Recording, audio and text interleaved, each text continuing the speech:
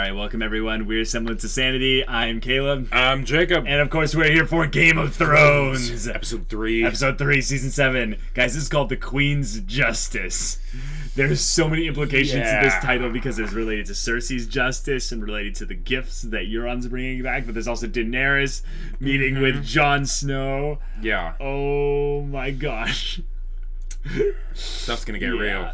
Yeah, and also there's kind of a bit of a queen aspect with Sansa taking temporary control of the North, and maybe Baelish is on the outs. Yeah, not gonna have a good moment in this episode. Yeah, that would be amazing. I really don't think that are going to go smoothly for Jon at Dragonstone. Yeah, I buy that. Yeah, I think Tyrion is going to make things better, but the fact that he's come back from the dead makes Melisandre kind of come a little bit more forward with kind of her angle on this, and Varys has nothing that he likes about magic or anything like that. So he's be like, nope, forget this whole business. Yeah, none of that. But the whole Arya business is where I'm really wondering how they're gonna pull that in. This. She might not even be involved in this episode. I mean, no, that would be too much because she's been traveling for like 2 whole episodes now, basically. I know. Well, I guess there's just nothing to do but just find out, see what happens. Yeah. All right, without further ado, let's do this. General rule of thumb: Stark men don't fare well when they travel south. Yeah. But I'm not a Stark. Wow. Oh my gosh. Okay. That'd be terrifying. And they timed that with him saying, "I'm not a Stark." Yeah. Like. I'd say you get used to them. But you don't. But you never really do. Yeah. Oh boy. Okay.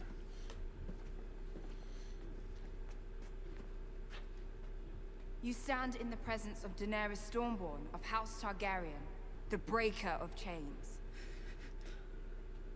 Are you done?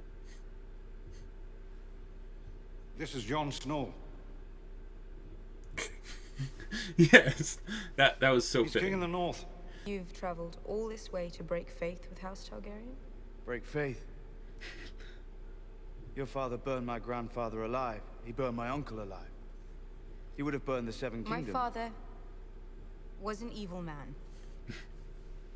Yes. On behalf of House Targaryen, apologize. I ask your forgiveness for the crimes he committed against your family. I am the last Targaryen, Jon Snow. Honor the pledge your ancestors made to mine. You're right. You're not guilty of your father's crimes. And I'm not beholden to my ancestors' vows. Oh. Boom. Then why are you here? Your Grace, everyone you know will die before winter's over if we don't defeat the enemy to the north. As far as I can see, you are the enemy to the north. I'm not your enemy. The dead are the enemy. The dead. Yes. Is that another figure of speech? The army of the dead is on the march. The army of the dead. The army of the dead is real. The White Walkers are real. The Night King is real. I've seen them. If they get past the wall and we're squabbling amongst ourselves... All those things you don't believe in, he faced those things. He fought those things for the good of his people. He risked his life for his people. He took a knife in the heart for his people. He gave his own... Whoa.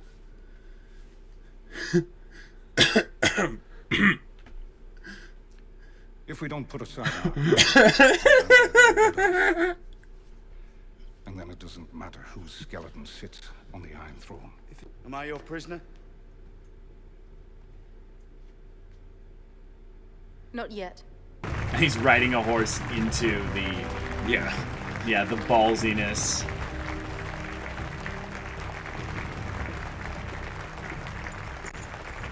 You've proven yourself the greatest captain on the 14 seas, and a true friend to the crown. You deserve more than a true friend. And you deserve a proper reward for your heroism.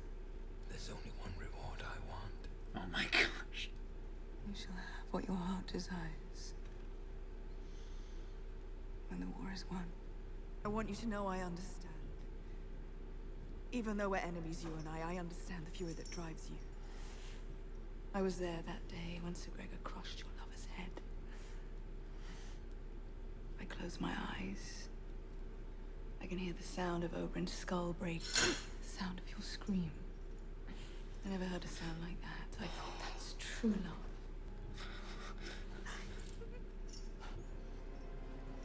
Oh, she's doing it the same way.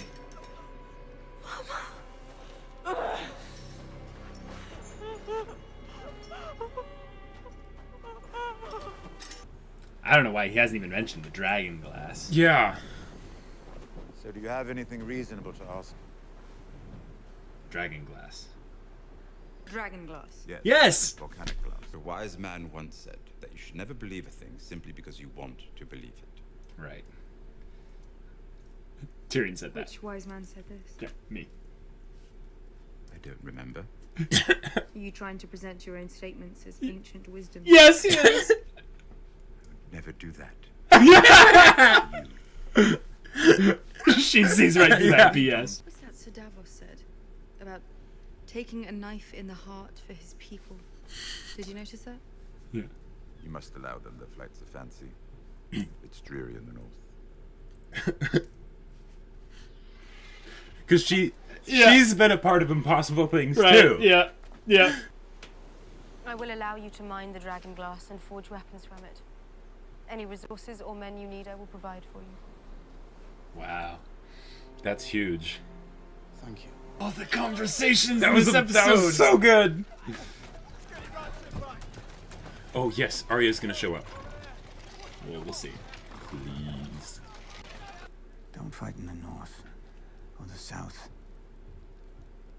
Fight every battle, everywhere, always, in your mind. It's actually good advice. Everyone is your enemy. Everyone is your friend. Every possible series of events is happening all at once. Live that way, and nothing will surprise you. That's like Everything that happens Bran will be thing. something that you've seen before. Lady Sansa. Oh, it's Bran.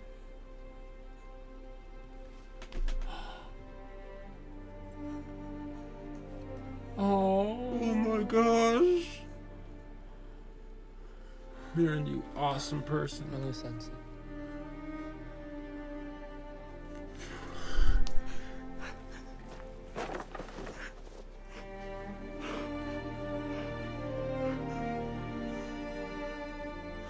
Oh, he doesn't even look human. Oh my gosh.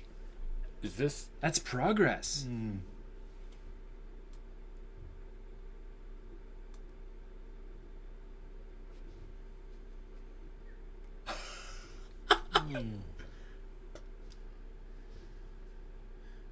Wow, that's powerful. Whoa. Oh, that's the first human contact he's probably had in a long time. Very long time. They know we're coming. Yes. Cersei believes my sole purpose in life is to destroy House Lannister. She will be ready. Interesting thing about my father. He built our house up from near ruin. He built our army. He built Casterly Rock as we know it. But he didn't build the sewers. Casterly Rock is an impregnable fortress. Oh my gosh. But as a good friend of mine once said, give me 10 good men. Oh, Impregnate the bitch. Braun. Yeah.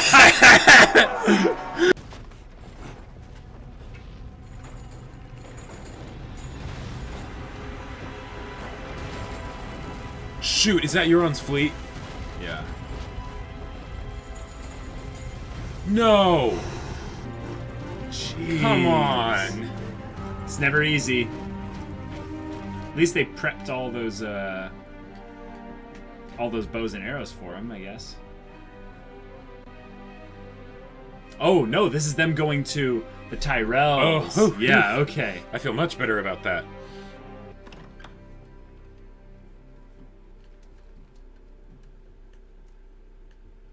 It's done.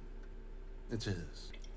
Your brother and his new queen thought you would be defending Casterly Rock. You took your army, your real army, and went to where they weren't. As Robb Stark did to me at Whispering Wood. Yes! Mm-hmm. Woo! She's a monster, you do know that. Yes. I'm sure. to others as well. But after we've won and there's no one left to oppose us, when people are living peacefully in the world she built, do you really think they'll wring their hands over the way she built it? She's a disease. She is. My role in spreading it. You will too. I think we're done here. Yep.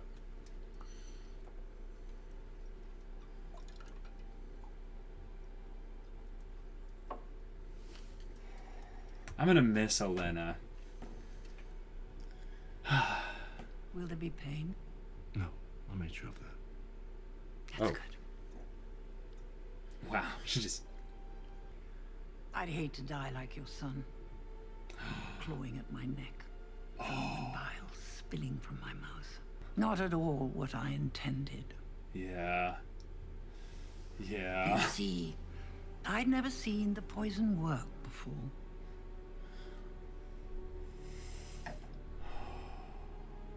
Tell Cersei.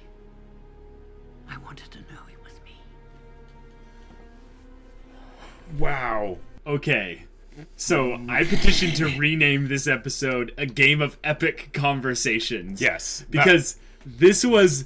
I mean, they had the little battles and stuff in there, but they didn't take away from the fact that they spent the bulk of this episode talking. On really good, meaty, heavy... Oh my gosh. There like, too many... really important, wide-shaping conversations. I love that they had Olenna be at the end of it because she got the last laugh and she was the last thing in the episode. Like, well, it's a proper send-off to a fantastic character, it really also is, portrayed fantastically. Yeah, in terms of acting. But this episode was truly a Daenerys and Jon Snow kind of going back and forth in this tandem of understanding each other. And when you meet someone who doesn't know what you've gone through, on both sides in particular, there's all this extra baggage you bring to the table, like extra weight effectively, where you're like, but don't you know what I've gone through? You have to listen to me. And they both did it. Yes. And they both didn't communicate to it properly. And I love how Tyrion is just kind of like swaying with the pendulum in the middle, being like, I'm trying to keep you both from making any stupid mistakes. And he played it really well because he appealed to each of them individually in specific scenes, but he appealed to each of them in their specific roles of where they stand in Westeros and stuff. This is really good. Props to whoever was taking particular points to writing Tyrion's dialogue. I'm sure that they do it together, but Tyrion had some great points, and I found it really funny. It almost felt kind of not J.R.R. Martin to have Tyrion say, like, a wise man once said, and he basically just says a line himself, and we, like, immediately go, that's completely Tyrion. That's not some random old person. And then Daenerys sees her right through it. And he's like, no, I would never do that. That felt like a very... show specific thing that there's no hint of in the thing, but I love that kind of stuff. It was so good. Fantastic. But to an extent, it's another element of melodrama slowing down the story. Okay, yes. So what do you think about that? Okay, so, yes, and I would say that is unfortunate, but the thing is, this is the 7th season. They have been building up to this for a very long time. Absolutely. If there wasn't a lot of complications and bumpy roads they had to get past, it would have felt unnatural and contrived. So instead what they did is when it came to the battles, they kept them short, sweet, and then, those twists. So that they could give this the proper attention it needs. Absolutely. And by giving it the proper attention, probably about 30 to 40% of the episode was Jon Snow and Daenerys talking back and forth with Tyrion's conversation to the two of them individually spliced in there. It might have even been more of that. I wasn't keeping track of the runtime, mentally or anything. But they built it up in such a way to where it's not going to end this episode. Right. Jon Snow has to send word for people to maybe come here and help them with the actual creation of the weapons. But one of the things that's interesting is the way this sets up plot-wise. Like, think about it from Daenerys' perspective. She's losing the war already. Right. And that's not what we expected. No. We expected her to come in this blazing glory of dragon fire and epicness. But because she's doing it the right way, yes. and Cersei is playing on the fact that she hasn't just completely gone and burned King's Landing to the ground. Right. She's utilizing her pieces effectively. She really is. Well, what that does is it sets it up for Dany to have extra tension about making the right choice, you know. So now making the right choice is not as clear-cut and easy. It's not only that, it's not as appealing anymore. Right. It would be way more appealing to be like, oh, the Lannister army is over there? All right, dragons, go. Burn them all. Yeah. And that's seriously what I see coming, is Daenerys has basically had it with holding back what makes her powerful. Right. And she's going to go in, make an example of the Lannister army, probably kill, you know, the Randall Tarly, Dickon, and Bronn maybe, and, you know, take out like half of the army quickly. It'll be a whole Rhaegar and the Burning Plains. What was that? That battle? Yeah. I could see her doing that. I could also see her taking out Euron's fleet. See, the thing about Euron's fleet is tactically, like they said, it makes no sense to go looking after a fleet. A fleet but the thing moves is, very quickly. The fleet is at King's Landing now, so it's locked. It's at Casterly Rock. Casterly Rock. But you got to think about this in terms of time, Jacob. If the dragons are at Dragonstone, and say Grey Worm sends a raven, send help under attack by Grey Worm fleet by Greyjoy fleet. By the time it gets there, the battle will be mostly already over. Not necessarily, because like the Unsullied are pretty awesome. They have Casterly Rock, which is a fortress. They might, you know, not have many of them, and they might be short on food, but I think they really would be able to hold out long enough for the dragons to come in. Yep. It would be more important to defeat the Euron's fleet now than to defeat the Lannister army because they know where it is. No, that's sorry. I think you're completely missing the actual tactical point of what Daenerys is trying to do. Daenerys can beat an army easier than she could a fleet from the standpoint of knowing where it is, because forget the knowing where it is part.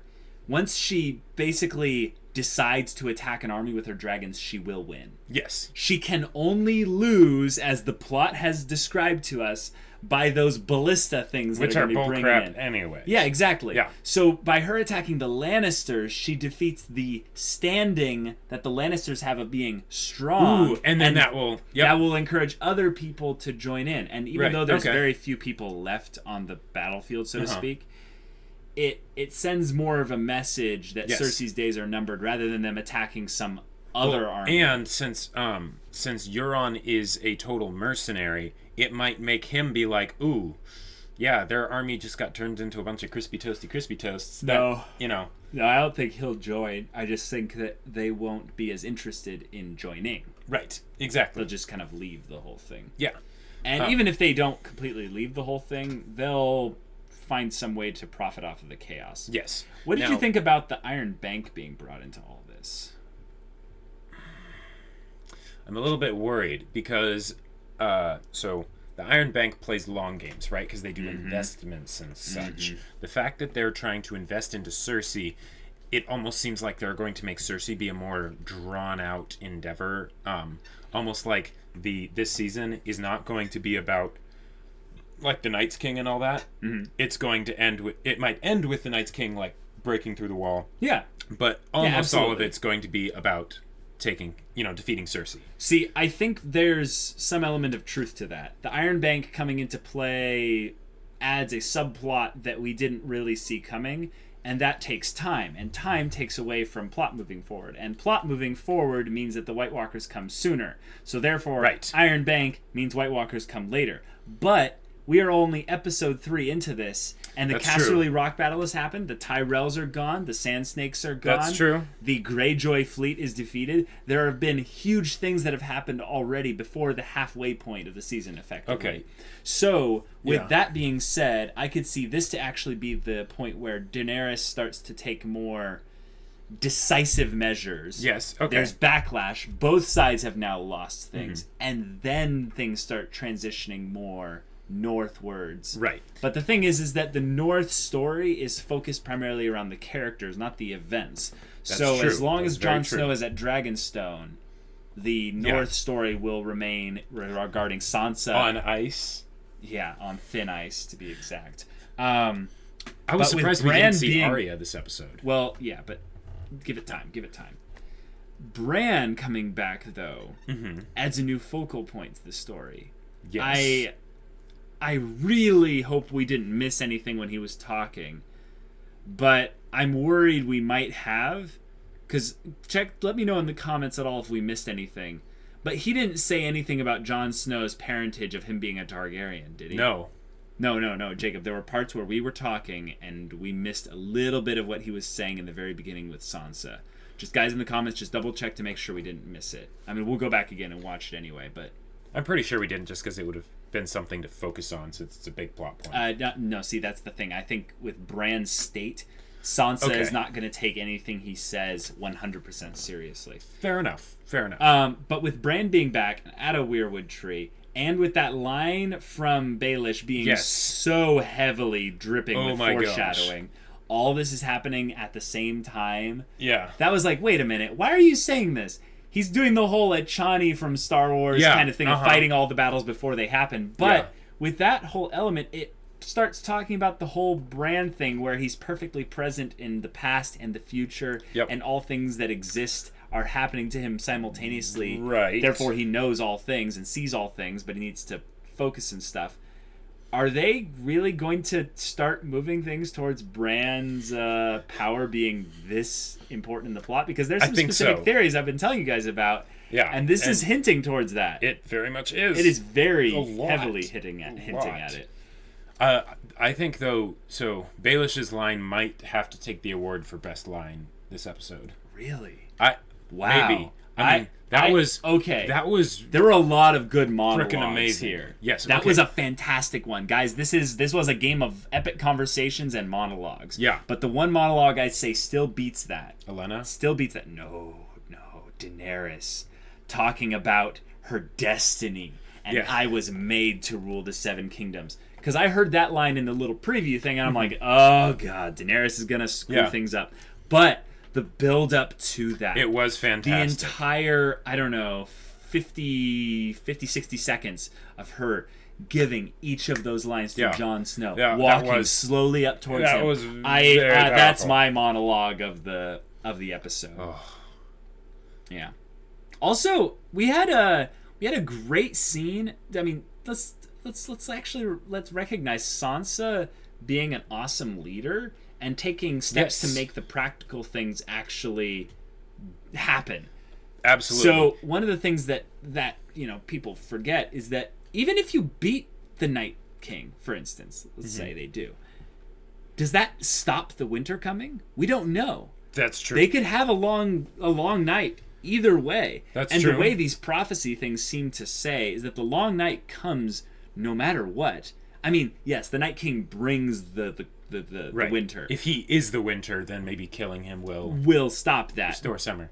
But if the way this ends up and he brings it to Westeros in season 8, for instance, and they have to fight him during that, it won't really matter if they beat him or not if everyone starves to death. I mean, yes, life will live on, but a lot of people will just die from lack of resources. Sure. Okay. And in a war, one of the quickest things to go badly is everyone's resource supplies. Well, yeah. They just get shot completely. Yes.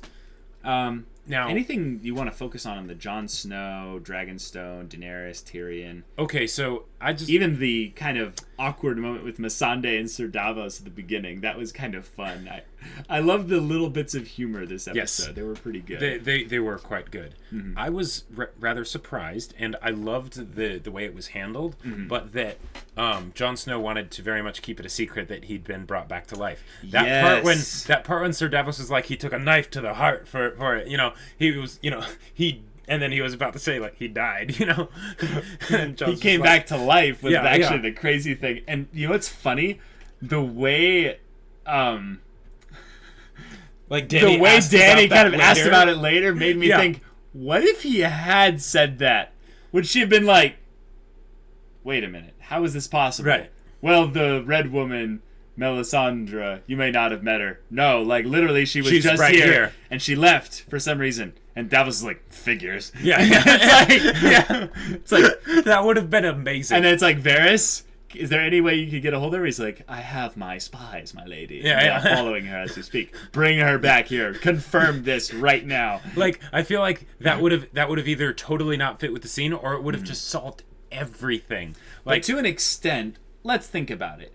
Telling people that the dead are coming, and in conjunction saying that you are one of the people that died and came back to life, it kind of puts you as one of those undead people, you know? It's like, so why should we kill those undead, to stop those undead, but you also are undead, sort of. Right.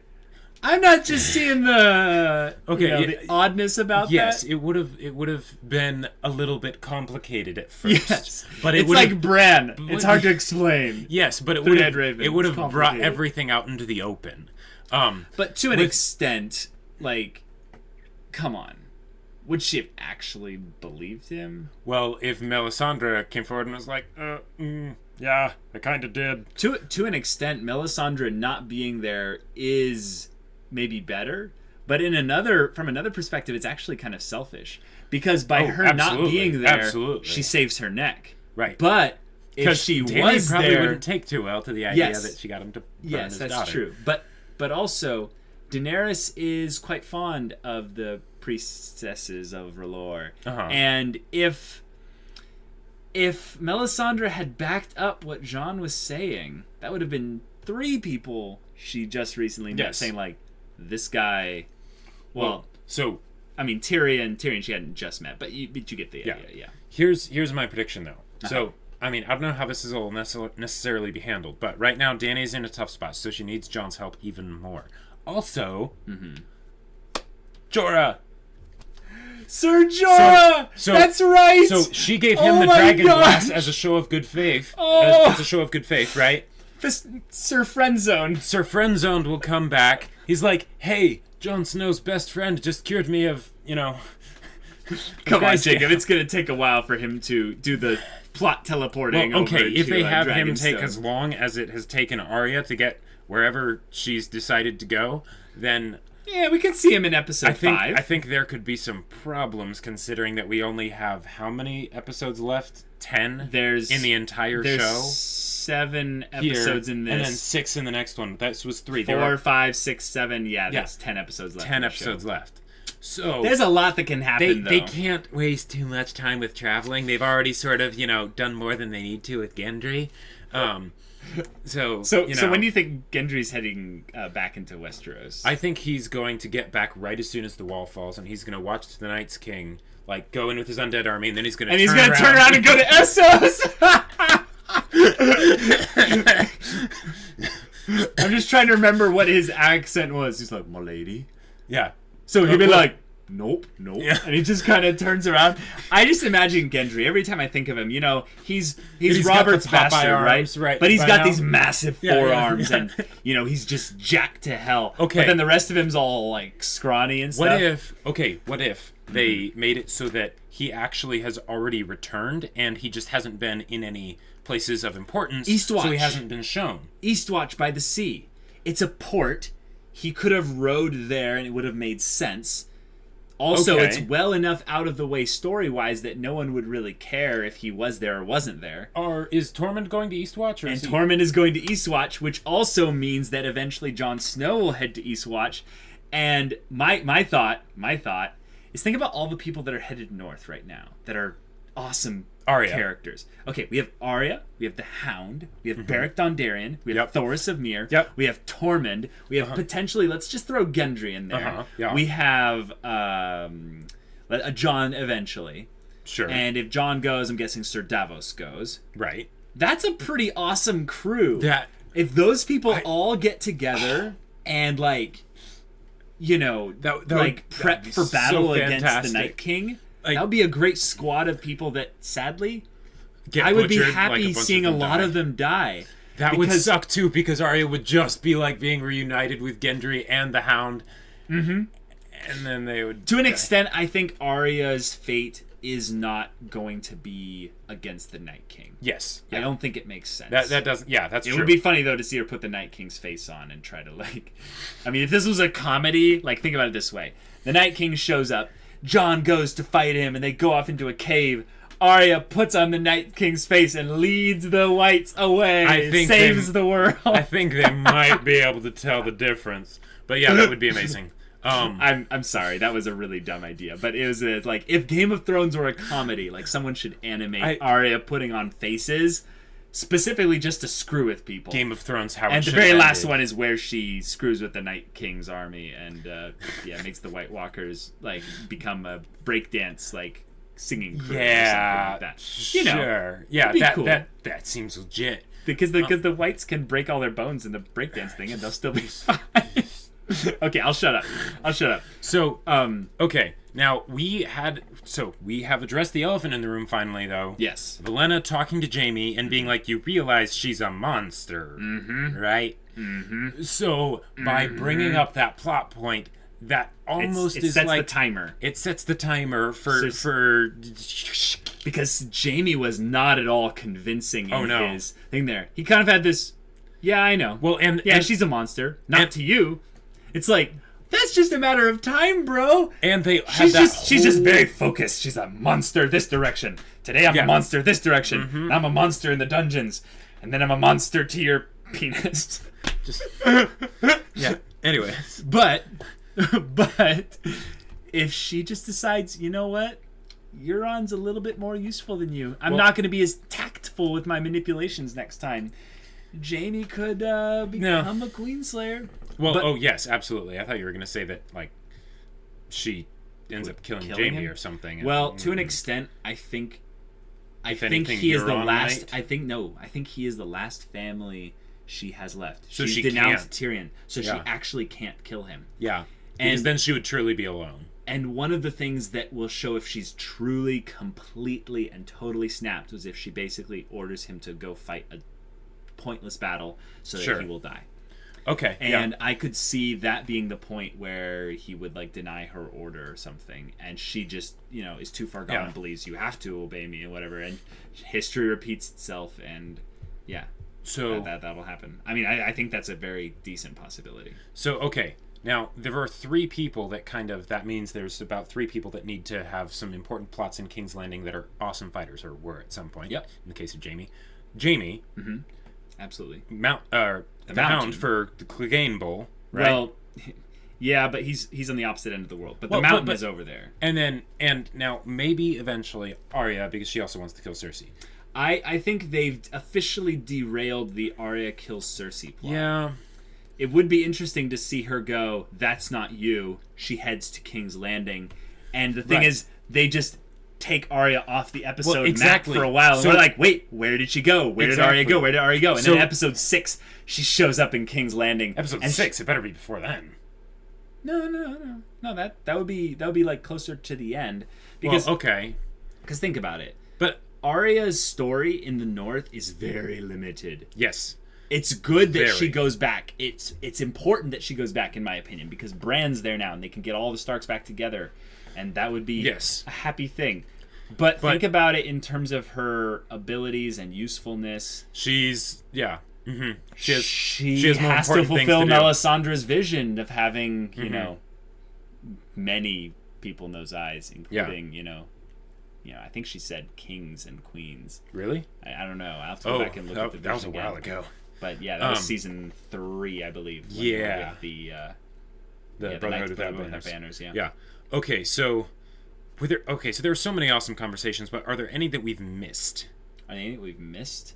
Well, Euron had a very fantastic one with Jaime where he taunted him. Yeah. And that was Jaime's emotions. He was getting getting such a good job. So hard because one of the things that I love about Jaime's actor, I'm going to butcher the name, but Nikolaj, his name.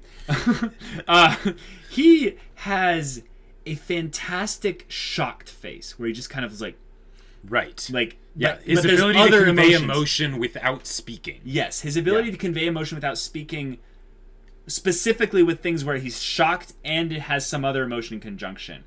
And in that one, he held the shocked part, but he maintained the anger, the frustration, the kind of confusion, and then like, and then yeah. But Euron's delivery of those lines, all the way where he's marching up through King's Landing, and to where he's taunting very overtly about Jaime's uselessness to Cersei. Oh, he totally just owned it. Yeah, he owned it, and Jaime...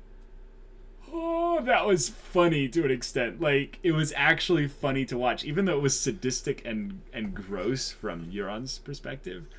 I mean, about Euron, but like, that was absolutely hilarious to see someone talk so brazenly. Yes, right at the throne room, right there. It almost felt a little bit like it broke a little bit of suspension of disbelief. Oh, right, because like wouldn't other people hear that? Like, like Cersei's right there. In fact, the way they handled the shot was very weird. There was a transition where Euron is talking and it's loud enough to hear that it's basically just the two of them, but it shows it from back behind the throne rooms and no one else is really talking, so it feels like Euron is talking loud enough that everyone can hear it. Well, but clearly it wasn't meant to be. Yeah, I think they were doing. I know what you're talking about, and I think they did that specifically so that we don't see any of the other people around the throne in the shot. Yes. But that was in the second shot where it moved to what you're talking about. Yeah. In the first shot before the transition, it had a bit of a strange audio kind of thing, and I was like, well, that's kind of interesting. And then it zoomed in. I'm like, oh, okay, now that makes more sense. I just gotta say, I'm so glad they didn't have the mountain do anything like to the sand. Yes, I think I've been avoiding talking about that scene because the psychological disturbance of watching something horrible happen to your child is just too much. But it's not about what they actually did, it's about what Cersei could have done. Right. And Cersei was flaunting what could I do? What could I do? I stayed up nights and nights dreaming, imagining, thinking, planning, scheming the ways that I could kill you or hurt you. And it's like, oh, I could feel the shivers and the chills just going straight to my bones. And I'm like, please don't let the mountain just do whatever he wants to them. Please, please, please, please. And I'm almost grateful that Cersei decided to go with that seemed quite merciful. Yeah, it did. I mean, no, okay, it wasn't. Not it merciful, wasn't that merciful. But considering like but it was merciful to the extent of the pain aspect. But the emotional, psychological pain is so damaging, and it's more for mom than it is for absolutely. Daughter. Yeah, because that's just too much. Yeah, but yeah. I want to cap it off. Jon and Daenerys talking at the bottom of this flight of stairs, and that part where he's commenting on Tyrion's thing of talking, and he's like, "We do a lot of what we're good. We like what we're good at." And he's like, "I don't." Yeah. And that moment right there was important because if you think about Jon's life and progression up until this point, he's been dealt a really bad hand. I mean, there have been people that have been dealt worse hands, but he has struggled and overcome so many bad hands dealt to him. Yes. And he did have a lot of things that, he brought with him to Castle Black. Yeah. But also, I would say it's because all the stuff that he's been doing has been sacrificial. It's been for others. It has not been for himself. In the case of Dany, I would say she's had to go through much more as far as struggles and stuff. Yeah. But she was going after something that she desired, right? Yeah. Whereas Jon, everything he's doing is because he's trying to help other people. Yeah. Like, there's none of it. Jon's had all these moments where he's basically had to, be the first one to kind of take that step and things like that. But because he's having this conversation with Daenerys, the person who had the worst hand, like probably one of the worst hands dealt in the entire show, and overcame that, it just makes you just antsy with anticipation about what the potential is for these two to move in the same direction. Just in the slightest. Oh my gosh. Oh, it's so good. Because I don't think everything's going to turn out well. No. I don't think things are moving in a direction that are even good right now for any of the people that we really care about. If you think this has a happy ending, you haven't been paying attention. Yeah. Thank you. Yeah. Ramsay. But because they're together here on Dragonstone, even under not so great circumstances and not so great first impressions either, there's so much potential to where this can go. Yes. And because this is a post-book world, we have no idea where this could go. There's so many things that make sense in terms of where they're developing the story. Like, I think Jon Snow is going to take a ship from here straight to Eastwatch once he gets word about what's going down in the north. And that's where there's going to be a convergence of plot points, the Night King and everything, and then he'll join up with all the Brotherhood Without Banners people, the Hound and Gendry, hopefully. And they'll all do their thing, and it'll be great. But this stuff with Daenerys, it feels very Stannis. I think that's all I can say. Yeah. It feels very Stannis. Faith, belief. I was destined for this. I'm going. It's just not working out for you. It is my right to rule. Yeah. And Dany's going to have to really make some big things happen with this. And reconcile. Yeah, exactly. With reality. Especially when she finds out that Jon is a Targaryen. Yeah, I think they're saving that for quite a bit of time. Oh boy. I love that Tyrion used Bronn's line of, "Give me 10 good men, and I'll impregnate the bitch." Yeah, that's yep. That's literally what he said about Casterly Rock. It was that was it. And he was right. I mean, there's a little bit more than 10, I think, with Grey Worm there going in the sewers. But yeah. You noted that they're also saving budget money by having the battles not actually happen as much on screen. Although I'm just going to say, gets me to feel that like this next episode is going to have some serious battles. Yeah. Or at the very least, it's going to be the next episode. I'm just going to say though that shot of the Unsullied all marching in formation towards Casterly Rock was, I mean, even though it was something that like didn't happen, or that was sort of happened. But like that was just gorgeous and amazing. They did that also with the Lannisters and pulled a little bit of a switcheroo, or we thought that they were really going to Casterly Rock, but actually they were going to Highgarden. I'm not really in a theory-making mood, but do you have any particular theories that you can see being more solidified or coming from the events of this episode? My theories all are around the foreshadowing, dripping talk from Peter Baelish regarding all battles happening at once everywhere, and then her immediate going to talking about Bran. That, but I don't have any other. I would say all the theories and stuff that can be made are about the things that have been heavily foreshadowed and hinted at already in the show. It's just when they're going to happen, and stuff like that. Yeah. Fantastic episode though. I think there's a few locations that we've yet to go to that we kind of need to this season. I feel like we need to go to the Wall and see the Night's King again. And I feel like that's either getting saved after this whole Cersei bit is kind of dealt with. But if they do that and shift the show kind of thematically at that point, that means something big has to happen with regards to Cersei. So does that mean that they can kill Cersei and then they're going to kill Cersei, or maybe end the Cersei threat and then move on to the north? Or is that going to be the forcing function for them to deal with Cersei? No. Is it going to be a thing where they don't deal with Cersei, Cersei wins, and things go just wrong, and they go to the north unprepared, and the Night's King just kind of walks over and wins and stuff? I am believing that Jaime will kill Cersei this season. Okay. Do you want to make a slap bet? Sure. Okay, my bet is that Cersei will not die this season. Okay. I'm glad we don't have to say who kills Cersei or how she dies. No, just I think Cersei's going to make it through this season. Okay, well, all right. Hold on. So, my bet is that Cersei will be defeated this season. So if she's taken prisoner, I won't make that bet. Okay, then I won't, because I could see her lasting to the really the next no, season. I think if she's defeated, she's gonna get killed. Like immediately? Oh, almost immediately, because I really think it has to be Jaime now that Arya's not going down there. Okay, yeah.